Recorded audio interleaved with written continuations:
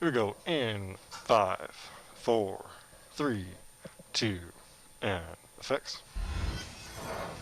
Right now on Fox 5 News, a warning from San Diego County's public health officer. What she's seeing with coronavirus locally that could stop us from reopening more businesses. Right. Then a police oversight committee in the works. The discussions tonight in La Mesa after riots terrorized their community.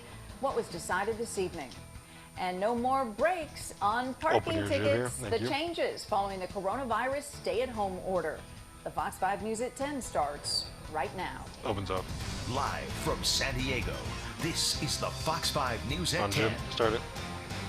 Nope. Good evening. New tonight, following last month's riots in La Mesa, the city is seeking outside help when it comes to reviewing the city's response. And tonight, a citizens task force in La Mesa looked at ways to try and make that happen.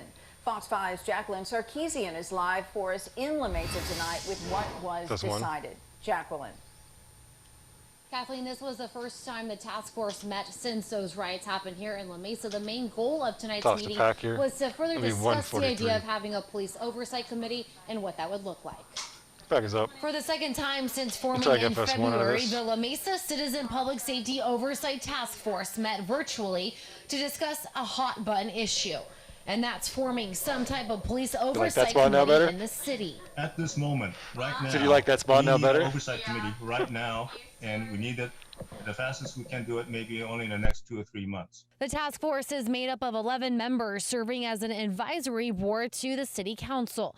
They were challenged with developing the police oversight committee after protests turned violent in La Mesa last month. Banks were torched, stores looted, and several businesses were destroyed. It was just devastating.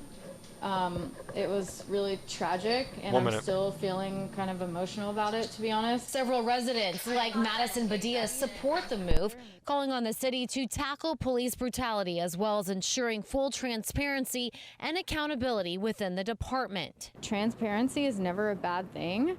If you don't have anything to hide, what's the big deal? I think it's really important that police are held accountable and that, you know, the police, they are paid for by our tax dollars. They work for us. And so I think it's really important that we are holding them accountable. Before wrapping up Wednesday's meeting, the task force voted in favor of forming 4 subcommittees to further research what a police oversight committee would look like in the city of La Mesa. The more that the police department and the community can work together and have more transparency, the more that we can be on each other's team and feel supported and safe. Live. She's up.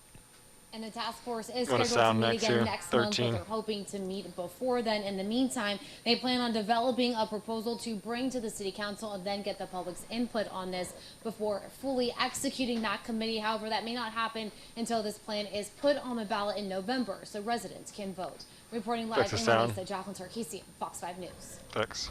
13 bad cops. I was so surprised when it took, 6 hours to get it from one tweet to all the way to the police department telling me that he's on administrative leave. So I was like, yes, that's what we need. That's one step closer to getting rid of a bad cop. Open queue. Swift action by the National City Police Department today after allegations of racism involving an officer surfaced on social media. An internal investigation has now been launched and the officer is on paid leave. Fox 5's Kasha Gregorczyk is live in National City tonight and spoke with a woman calling this officer out. Kasha. Those 2. And Kathleen, right now, the National City Police Department is looking into these alleged racist remarks, whether they happened on duty or off. But regardless, this investigation has started. The woman we spoke with tonight says she personally witnessed this behavior go on for far too long and felt it was finally time to speak out. Tags up. My motivation is my son, my boyfriend, the black community, George Floyd, everything. It was a text making fun of George Floyd's death that felt like the final straw for Miranda Dykes, who says her former stepfather had been making a slew of inappropriate comments and using racial slurs for years. You can't joke about that. You're a police officer. You're supposed to be protecting them. You're supposed to be as angry, as everybody. Dykes posted several of the texts and stories on social media Wednesday morning. Here are a few of the examples in her own words. You're too beautiful to date black guys. He has said he was going to come home and he wants my black friends to leave. Calling Dyke's child a racial slur while she was still pregnant. This poor child can't even talk, can't even defend himself, and you're going to sit there and say these types of things to him, you know, so. Her tweets calling out National City Police and the officer received a quick response. 30. Not only from the public, but also the police department, which put out a statement saying the officer is on leave and being investigated. Because it's a personnel matter, the department 20. is not releasing his name. Dykes believes he should be fired. That's my main goal, is to make sure that he's not protecting the citizens of everywhere, especially National 10. City, where my boyfriend works, you know, where there's plenty of black people. I feel like Protecting them. they're not safe. Him working, protecting them. On live take.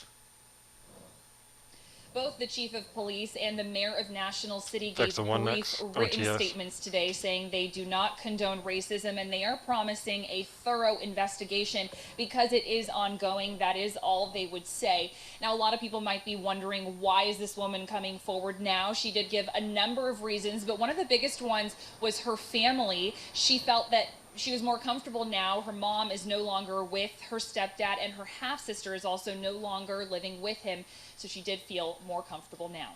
Reporting live in National City, Kasia Grigorczyk, Fox 5 News. All right, Kasia, thank you for that. And just days after the controversial shooting death of Rayshon Brooks, the former Atlanta police officer who killed him has been charged with murder. Prosecutors say former officer Garrett Wolf shot Brooks in the back twice outside a Wendy's restaurant on Friday, then kicked him and offered no medical help for more than 2 minutes as he was dying. The district attorney said that after reviewing video of the altercation and speaking to witnesses, it was determined that Brooks never presented himself as a threat. Brooks's family had asked for the murder charges. I felt everything that he felt. Hurt really bad. Just by hearing what he went through. And it hurt. It hurt really bad. Open. Rolfe's attorney maintains his actions were justified. The DA says the officer, the other one involved, Devin Brosnan, seen here, who admitted to standing on Brooks' body after he was shot, will face 3 lesser charges and is now a state's witness. After weeks over protests over the killings of black Americans by law enforcement, Senate Republicans unveiled their plans for police reform legislation today. The bill includes increased data collection on use of force, increased training for officers, and incentives to encourage law enforcement agencies to ban chokeholds. Meanwhile, Democrats are finalizing their own police reform proposal. The House and Senate are both expected to bring the bills to the floor next week. And stay with Fox 5 as we continue to follow the latest developments surrounding demonstrations in San Diego and around the nation.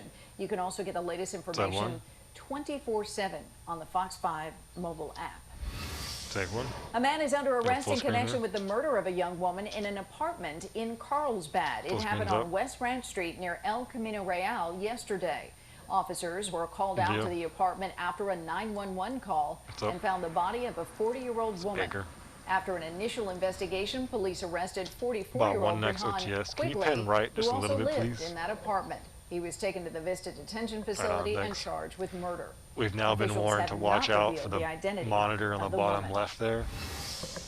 County officials reported several new coronavirus community outbreaks over the past week. This comes as the county reported 124 new coronavirus cases, bringing the total to more than 9,800. There were 4 new deaths reported today for a total of 327. And so far, more than 7,400 people have recovered from the virus. County Public Health Officer Dr. Wilma Wooten also reported 6 new community outbreaks in the past week. That's one shy of causing a setback in the county's reopening plans. And more parts of San Diego's economy will reopen in just 2 days as we dive deeper into phase 3. This includes nail salons, spas, massage, and tattoo parlors. Fox 5's Jamie Chambers talked with business owners in Solana Beach about how they're getting ready. Bags up. It's standard operating procedure at medical spas and spas in general opening up by the end of the week.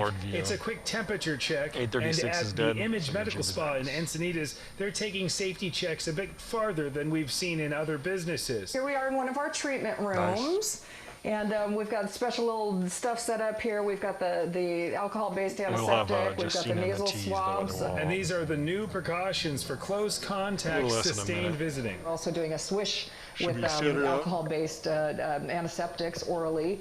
And we're also doing betadine swabs up in the nasal cavity just to make sure that they're not able to transmit to us as providers as well. So not only are we protecting the patients, but we're protecting the providers. Many nail salons and day spas are preparing to open up by the end of this week. Supervising aesthetic nurse Terry Ellis says even with the spikes in Arizona and Florida, she's confident that people using precautions can be the solution to reopening safely. Here in San Diego, we're very much more aware of our health, and we're a little more vigilant about taking care of that in order to keep the curve flattened. As for the reopening of nail salons, Ellis says she's all for getting a manicure, but her business will go to the shops that are using best practices when it comes to safety. There's no cutting corners. Jamie Chambers, Fox 5 News. And more changes here. Starting tomorrow, dozens of restaurants in the gas lamp will move forward with a plan to offer curbside and street dining under the first phase. I like the shot. The Fifth Avenue will be closed between G and L Street from 5 p.m. to midnight Thursday and Friday, and then between noon to midnight on Saturday. The move comes after county and state officials were alarmed over long lines and packed sidewalks over the weekend, and follows a similar plan that seemed to be successful in Little Italy. Choosing how your kids will go back to school, the decision today, and what classrooms across the county will look like when students return. Plus, an actor on a hit show now charged with felony sexual assault. What we're learning tonight. Then new details on the helicopter crash that killed Kobe Bryant, his daughter, and 7 others. What a new report is revealing about their final moments. And a big step forward for the Mission Valley Stadium site after years of debate. We're going to talk another cool, cloudy evening across the county, but I'm tracking a warm-up just in time for the weekend. Details coming up. Here's the break. You're watching the Fox 5 News at 10. Break. Rolling. 90 seconds of break.